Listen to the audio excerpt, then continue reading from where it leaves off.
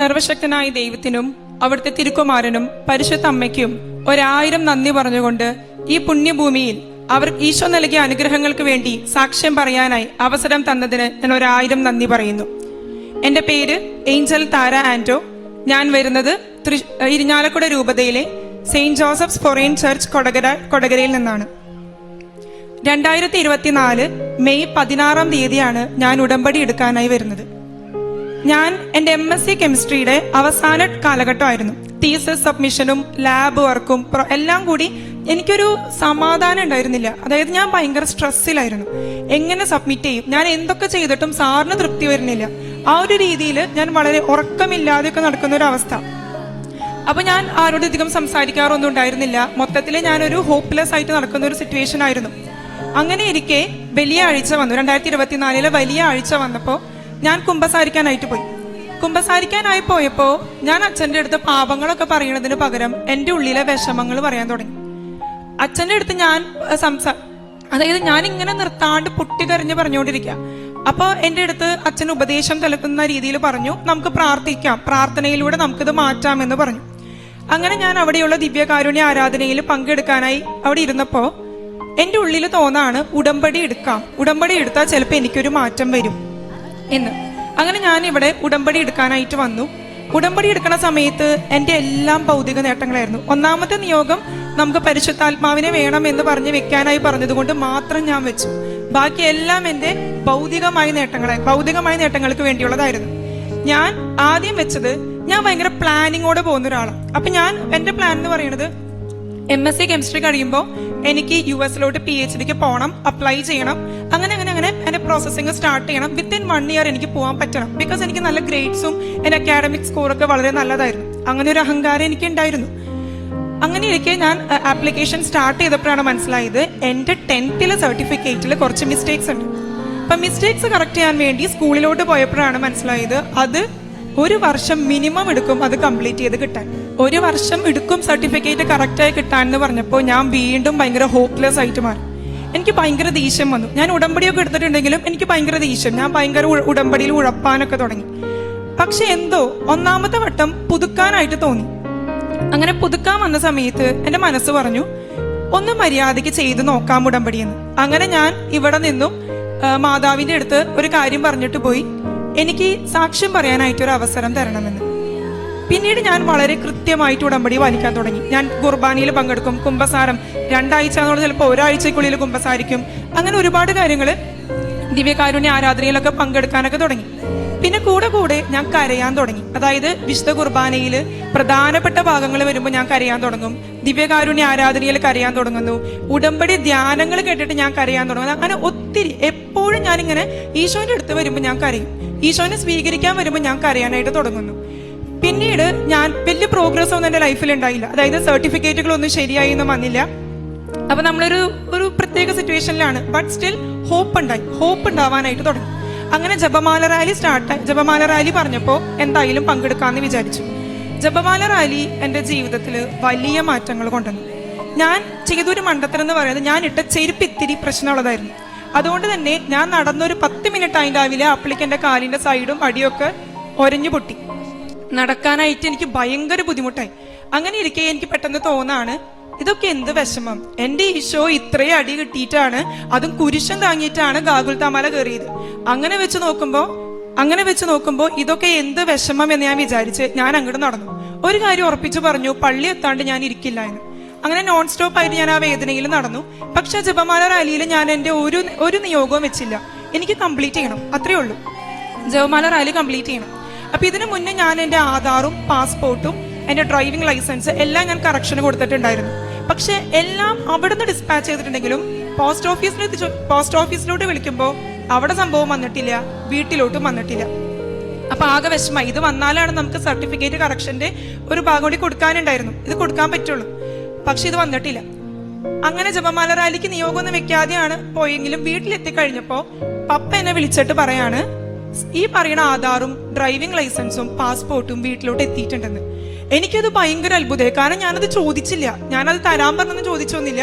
പക്ഷെ എനിക്കത് തന്നു. അങ്ങനെ ഞങ്ങളത് സബ്മിറ്റ് ചെയ്തു സർട്ടിഫിക്കറ്റ് കറക്ഷന് വേണ്ടി.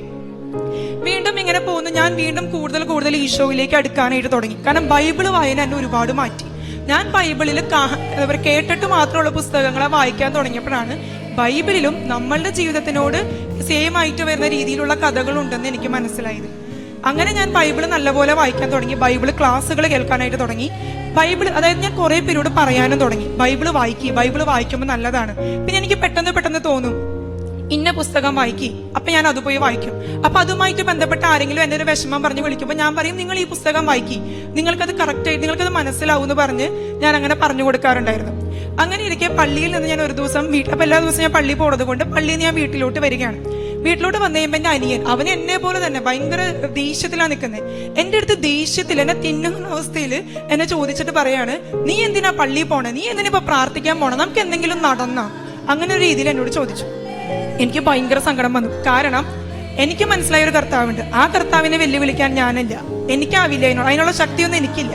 ഞാൻ അവന്റെ അടുത്ത് ഓപ്പൺ ആയിട്ട് പറഞ്ഞു, നമ്മളൊക്കെ സാധാരണ മനുഷ്യരാടാ, ആ ഈശോനെ വെല്ലുവിളിക്കാനൊന്നും നമ്മളായിട്ടില്ല. എന്നിട്ട് ഞാൻ അവനോട് പറയാണ്, ബൈബിളിൽ വായിച്ചപ്പോൾ എനിക്ക് ഇഷ്ടപ്പെട്ട ഒരു ഭാഗമുണ്ട്. ഏലീശ പ്രവാചകൻ പ്രാർത്ഥിച്ചപ്പോൾ തീയിറക്കി കർത്താവ് ദഹിപ്പിച്ച ഒരു ഭാഗം. അത് ഞാൻ അവനോട് പറഞ്ഞിട്ട് ഞാൻ അവിടുന്ന് പോന്നു.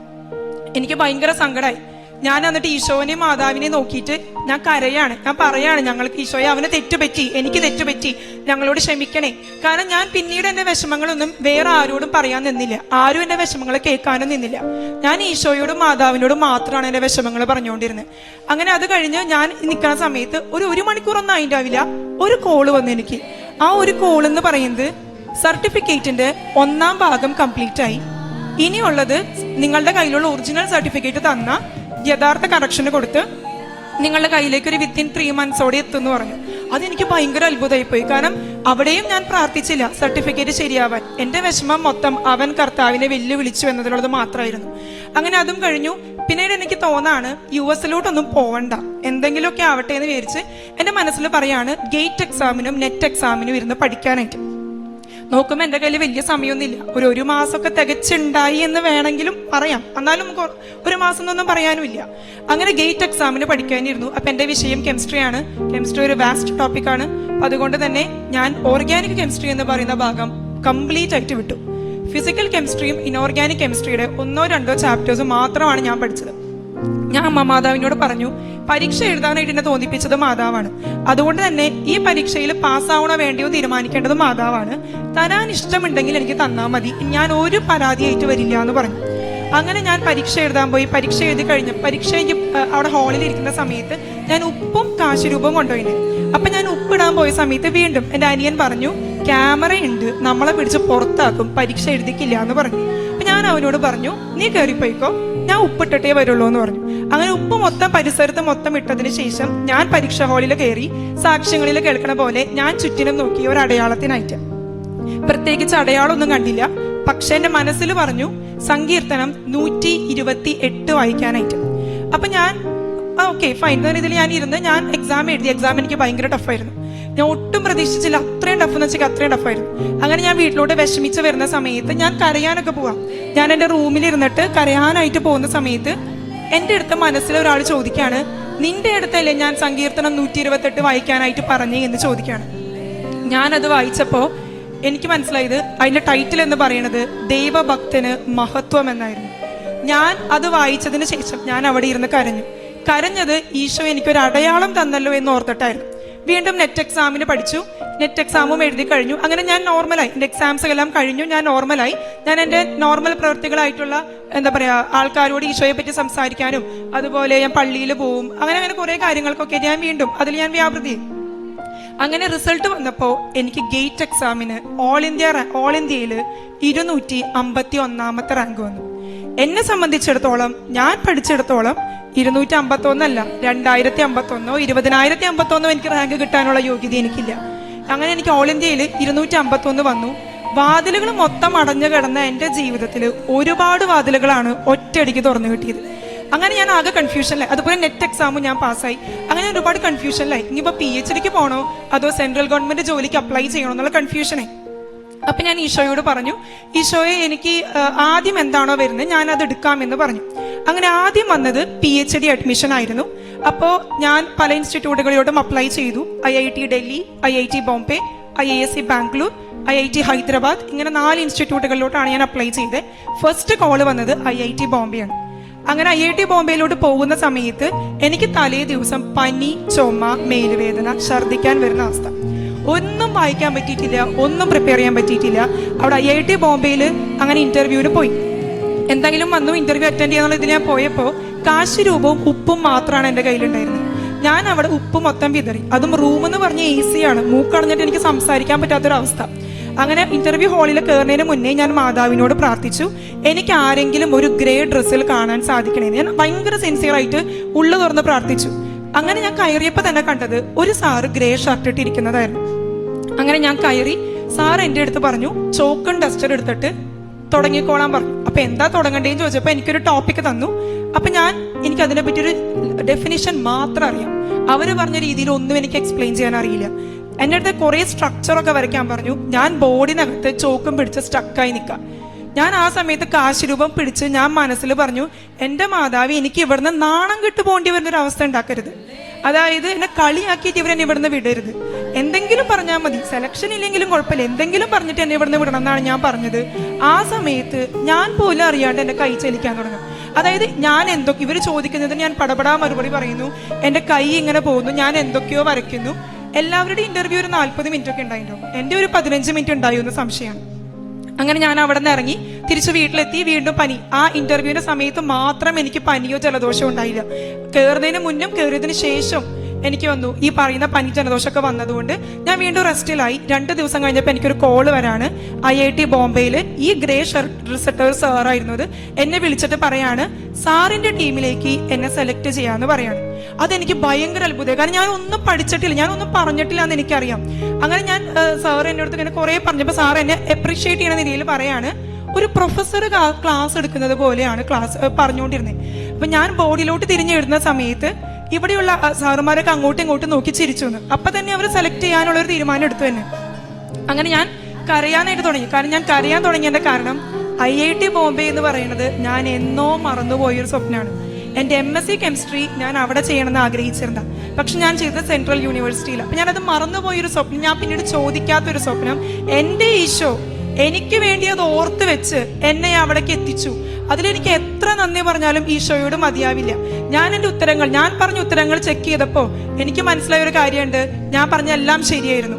അതായത് ആ സമയത്ത് എന്നെ കൊണ്ട് കൈ ചലിപ്പിച്ചതും എൻ്റെ നാവ് ചലിപ്പിച്ചതും പരിശുദ്ധാത്മാവായിരുന്നുവെന്ന് എനിക്ക് ഉറച്ച ബോധ്യം അവിടെ ഉണ്ടായി. ഞാൻ ഇരുന്ന് കരയാൻ തുടങ്ങി.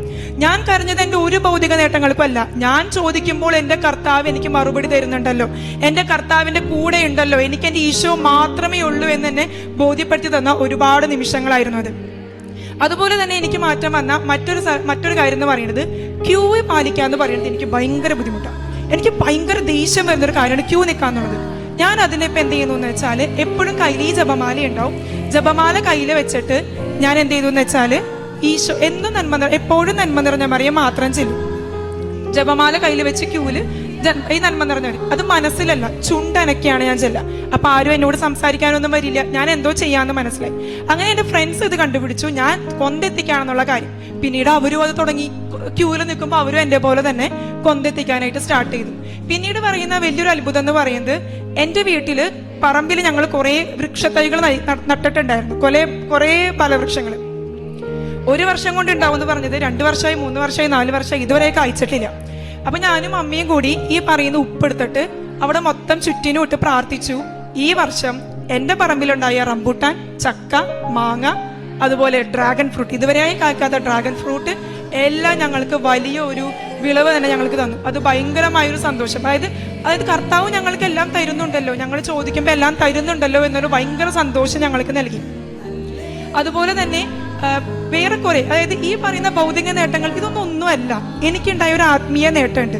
അതായത് ഞാൻ എന്നും പള്ളിയിൽ പോകുന്ന ഒരാളല്ലായിരുന്നു. പള്ളിയിൽ പോയാലും പള്ളിയിൽ പ്രാർത്ഥനകൾക്ക് കൂടുന്നല്ലാതെ ഞാൻ അതിന്റെ അർത്ഥം മനസ്സിലാക്കിയിരുന്നില്ല. പിന്നീട് വിശുദ്ധ കുർബാനയെ അനലൈസ് ചെയ്യാനായിട്ട് തുടങ്ങിയപ്പോഴാണ് ഞാൻ കരയാനായിട്ട് തുടങ്ങിയത്. ഏറ്റവും വലിയ മാറ്റം വന്നത് വലിയ ആഴ്ചകൾ വന്നപ്പോൾ, ഈ കഴിഞ്ഞ വലിയ ആഴ്ചയിൽ ദുഃഖ വെള്ളിയാഴ്ച പീഡാനുഭവ ചരിത്രം വായിച്ചു. എനിക്ക് കരച്ചിൽ നിർത്താൻ പറ്റണതില്ല. ഞാൻ ഈശോ കുരിശിൽ തൂങ്ങി മരിച്ചു എന്ന് പറഞ്ഞ ഭാഗം വന്നപ്പോ ഞാൻ ഈശോയെ എന്ന് പറഞ്ഞ അങ്ങോട്ട് കരയാണ്. അതായത് ഞാൻ എൻ്റെ മുന്നിൽ ഈശോ നിന്ന് കരയുന്നതായിട്ട്, ഈശോ കുരിശിൽ കിടക്കുന്നതായിട്ട് ഞാൻ കണ്ട് ഞാൻ നിന്ന് അങ്ങോട്ട് കരയാൻ തുടങ്ങി. അതൊക്കെ എനിക്ക് ആദ്യമായിട്ടുണ്ടാവുന്ന അനുഭവങ്ങളായിരുന്നു. അതുപോലെ തന്നെ ഞാൻ പിന്നീട് കൃപകൾക്ക് മാത്രമേ പ്രാർത്ഥിച്ചിട്ടുള്ളൂ. അതായത് ഞാൻ ജപമാല റാലിക്ക് ശേഷം ഭൗതിക നേട്ടങ്ങൾക്കായി ഒന്നും പ്രാർത്ഥിച്ചില്ല. കൃപ മാത്രം എനിക്ക് തന്നാൽ മതി എൻ്റെ ഈശോ എന്ന് മാത്രം ഞാൻ പ്രാർത്ഥിച്ചിരുന്നുള്ളൂ. ഇപ്പോഴും ഞാൻ അത് തന്നെയാണ് പ്രാർത്ഥിച്ചുകൊണ്ടിരിക്കുന്നത്. പിന്നീട് ഞാൻ ചെയ്ത പ്രേക്ഷിത പ്രവർത്തനങ്ങൾ എന്ന് പറയുന്നത്, ഞാൻ പത്രം കൊടുക്കുമായിരുന്നു. എനിക്ക് നല്ല മടിയായിരുന്നു പത്രം കൊടുക്കാൻ. അതായത് ഞാൻ കൊടുക്കുമ്പോൾ എനിക്ക് ചീത്ത കേൾക്കാറുണ്ടായതുകൊണ്ട് എനിക്ക് പത്രം കൊടുക്കാൻ ഭയങ്കര മടിയായിരുന്നു. എങ്കിലും ഞാൻ പത്രങ്ങൾ കൊണ്ടുപോയി കൊടുത്തിരുന്നു. പക്ഷേ പത്രങ്ങൾ കൊടുത്തതിനേക്കാളും കൂടുതൽ ഞാൻ എൻ്റെ വായ കൊണ്ടായിരിക്കും ആൾക്കാരോട് പറഞ്ഞിട്ടുണ്ടാവുക. എത്ര ആൾക്കാരോട് പറഞ്ഞിട്ടുണ്ടെന്ന് ചോദിച്ചാൽ എനിക്കറിയില്ല. ആൾക്കാർ എൻ്റെ അടുത്ത് വെരി ഗുഡ്, ഗ്രേറ്റ്, എൻ്റെ ഈ ഒരു അച്ചീവ്മെന്റ് പറയുമ്പോൾ ഇങ്ങനെ എനിക്ക് മറുപടി തരുമ്പോൾ ഞാൻ അവരോട് പറയുന്നത്, it's not by merit but by grace ആണ്. കാരണം ബോർഡിൽ ചോക്ക് പിടിച്ച് ഒന്നും എഴുതാനായിട്ട് അറിയാതിരുന്ന എൻ്റെ മെറിറ്റ് 0 അവിടെ. അതുപോലെ എക്സാമിന് 2 പാഠം മാത്രം പഠിച്ചു പോയി എന്നെ സംബന്ധിച്ചിടത്തോളം എൻ്റെ മെറിറ്റ് 0 അവിടെ ഗ്രേസ് മാത്രമേ എനിക്ക് അവിടെ ആക്ടിവേറ്റ് ചെയ്തിട്ടുള്ളൂ. അത് എനിക്ക് നല്ല ബോധ്യമുണ്ട്. കാരണം ഞാനാണ് ആ സിറ്റുവേഷനിൽ ഇവിടെ കടന്നുപോയത്. എത്ര നന്ദി പറഞ്ഞാലും എൻ്റെ ഈശോയുടെ അമ്മ മാതാവിനോട് എത്ര നന്ദി പറഞ്ഞാലും എനിക്ക് മതിയാവില്ല. കാരണം കഴിഞ്ഞൊരു വർഷം ഈ ഒരു മാസം ഞാൻ ഇരുന്നൊരു അവസ്ഥയിൽ, ഈ ഒരു വർഷത്തിൽ ഞാൻ ഇപ്പോൾ ഇരിക്കുന്ന അവസ്ഥയെ വെച്ച് കമ്പയർ ചെയ്യുമ്പോൾ എനിക്ക് വന്ന ഉയർച്ച, എനിക്ക് വന്ന മാറ്റം ഭൗതികമായല്ല, ആത്മീയമായിട്ടുള്ള കാര്യമാണ് ഞാൻ പറയുന്നത്. ഞാൻ ഒരു പിക്നിക്കിനോ പോയില്ല, ഞാൻ പള്ളികളിൽ മാത്രം പോയി. കാരണം എന്നെ കേൾക്കാൻ എൻ്റെ ഈശോ മാത്രമേ ഉള്ളൂ എന്ന് എനിക്ക് ഉറപ്പുണ്ടായിരുന്നു. ഈശോയ്ക്ക് മാത്രമേ എന്നെ മനസ്സിലാവുകയുള്ളൂ. അതുകൊണ്ട് ഞാൻ ഈശോയ്ക്ക് കത്തുകൾ എഴുതാൻ തുടങ്ങി. ഒരു പുസ്തകമൊക്കെ ഉണ്ട് എൻ്റെ കയ്യിൽ, കത്തുകളൊക്കെ എഴുതിയിട്ടുള്ള പുസ്തകം. അങ്ങനെ ഒത്തിരി കാര്യങ്ങൾ എൻ്റെ ഈശോയ്ക്ക് വേണ്ടി ചെയ്യാനായിട്ട് എനിക്ക് പറ്റി. മാത്രമല്ല, ഞാൻ പാലിയേറ്റീവ് കെയറിൽ പോയി അമ്മച്ചിമാരെ കുളിപ്പിക്കായിരുന്നു. ഓർഫണേജുകളിൽ പോയിട്ട് കുട്ടികളെയൊക്കെ സഹായിക്കായിരുന്നു. പിന്നെ സാമ്പത്തികമായി ബുദ്ധിമുട്ടുള്ള കുട്ടികളെ എന്നെ കൊണ്ട് പറ്റാവുന്ന രീതിയിൽ ഞാൻ സഹായിച്ചു. ഏറ്റവും ഉപരി എനിക്ക് പഠിപ്പിക്കാനായിട്ടൊരു കഴിവുണ്ടെന്ന് എനിക്ക് അറിയാം. ഈശോ എനിക്ക് തന്നിട്ടുണ്ടത്. അതുകൊണ്ട് തന്നെ പരീക്ഷകളിൽ തോറ്റിരുന്ന കുട്ടികളെ പഠിക്കാനായിട്ട് ഞാൻ അവരെ സഹായിക്കാനായിട്ട് തുടങ്ങി. പക്ഷേ എനിക്ക് ഏറ്റവും അത്ഭുതം എന്ന് പറയുന്നത്, ഒരിക്കൽ ഉടമ്പടിയൊക്കെ എടുക്കാൻ വരുന്നതിന് കുറെ നാൾ മുന്നേ ഞാനിവിടെ വന്നിട്ടുണ്ട്. ആ സമയത്ത് ഞാൻ മാതാവിനെ നോക്കിയൊരു ഡയലോഗ് അടിച്ചിരുന്നു, ഞാൻ സാക്ഷ്യം പറയാൻ വരില്ല എന്ന് ഞാൻ മാതാവിനോട് പറഞ്ഞിട്ടാണ് പോയത്. കാരണം എനിക്കിവിടെ വരാൻ ഇഷ്ടമുണ്ടായിരുന്നില്ല. ഭയങ്കര ക്യൂ, ഭയങ്കര തിരക്ക്, അങ്ങനെയായിരുന്നു. പക്ഷെ പിന്നീട് ഉടമ്പടി പുതുക്കി പോയപ്പോൾ ഞാൻ മാതാവിൻ്റെ അടുത്ത് പറഞ്ഞത്, 1/2 മണിക്കൂർ തികയുന്ന ഒരു സാക്ഷ്യം പറയാനായിട്ട് എന്നെ അനുവദിക്കണേ എൻ്റെ മാതാവേ എന്നായിരുന്നു. അതെൻ്റെ അമ്മ മാതാവ് എനിക്ക് തന്നു. ഇവിടെ എനിക്ക് പ്രസംഗിക്കാനായിട്ട് കർത്താവ് ഒരു കഴിവ് വന്നിട്ടുണ്ട്. ഞാൻ മത്സരങ്ങളിൽ സമ്മാനം ഊഹിച്ച് മാത്രമേ പ്രസംഗിച്ചിട്ടുള്ളൂ. ഇന്ന് എൻ്റെ ഈശോയ്ക്ക് എനിക്ക് കൊടുക്കാൻ പറ്റുന്ന ഒരു വലിയ സമ്മാനമായിട്ട് ഞാൻ ഇതിനെ കരുതുന്നു. ഈ ഒരു അവസരം തന്നതിന് ഞാൻ അമ്മ മാതാവിനോടും എൻ്റെ ഈശോയോടും ഒരുപാട് എന്ന് പറഞ്ഞാൽ ഒരുപാട് നന്ദി പറഞ്ഞുകൊണ്ട് ഞാൻ